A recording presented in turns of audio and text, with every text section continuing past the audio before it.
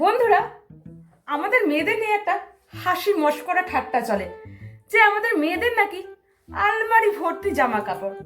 তাও আমরা নাকি কোথাও যাওয়ার সময় জামা কাপড় খুঁজে পাই না। হ্যাঁ, এটাই সত্যি কথা।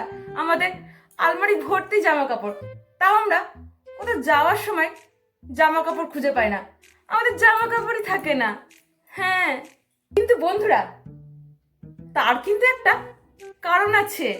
তো বন্ধুরা, সেই কারণটাই আমি আজকে তোমাদের সামনে সুন্দর করে ব্যাখ্যা করব। আর হ্যাঁ, তোমরা কিন্তু এই কারণটা সবাই মন দিয়ে শুনবে, ঠিক আছে? তাহলে বলি।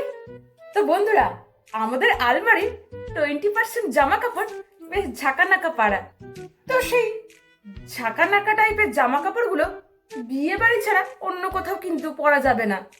তো সেই কোন কালে একটা বিয়ে বাড়িতে পরবে, তারপর আমরা সেই জামা কাপড়গুলো পরবো। তো সেই জন্য সেই 20% ঝাঁকানা কাপড়া জামা কাপড়গুলো গুছিয়ে রাখা থাকে। তারপর ধরুন আলমারির 30% জামা কাপড়, ধরুন কেউ মোটা হয়ে গেছে, কবে আবার রোগা হবে, তো এই আশায় জামা কাপড়গুলো গুছিয়ে রেখে দিয়েছে। আবার ধরুন কেউ খুব রোগা হয়ে গেছে, কবে আবার একটু মোটা হবে, তো সেই আশায় জামা কাপড়গুলো রেখে দিয়েছে, না পরে পরতে পারবে। কিন্তু হ্যাঁ, জামা কাপড়গুলো কিন্তু ফেলে দেওয়া যাবে না। তারপর 10% জামা কাপড়, মানে ওইগুলো আমাদের নতুনই থাকে, আভাঙা।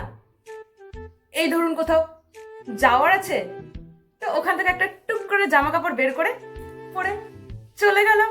তারপর ধরুন বাকি কিছু জামা কাপড়, ওইগুলো ব্যাক ডেটেড, মানে ওইগুলো আগে পরেছিলাম, এখন ওইসব ফ্যাশন মানায় না, তাই ওইগুলো ওখানে তুলে রেখে দিয়েছি। কিন্তু হ্যাঁ, ফেলা যাবে না। কিন্তু তাও আমরা এই পুরোনো জামা কাপড়গুলোকে সুন্দর করে গুছিয়ে রেখে দিয়েছি। কেন? কারণ আবার সেই পুরোনো ফ্যাশনগুলো যদি ফিরে আসে, তখন তো পরতে পারবো। তারপর বাকি কিছু পার্সেন্ট জামা কাপড়, ওইগুলো পরে পরে পুরনো হয়ে গেছে, ওইগুলো পরে অনেক ছবি তুলেছি, ওইগুলো পরে অনেক বন্ধুদের সাথে ছবি তুলেছি, ঘুরতে গেছি, তাই ওই জামা কাপড়গুলো পরা যাবে না। কিন্তু তাও হ্যাঁ, ওইগুলো কিন্তু আমরা ফেলি না, গুছিয়ে রেখে দিই। আর বাকি যে জামা কাপড়গুলো রইলো, সেইগুলো তো আমরা ঘরে পরি। হ্যাঁ, সেইগুলো পরে কি আর ঘুরতে যাওয়া যায়? তাই নতুন জামা কাপড়ের দরকার হয়। তো বোঝা গেল হিসাবটা।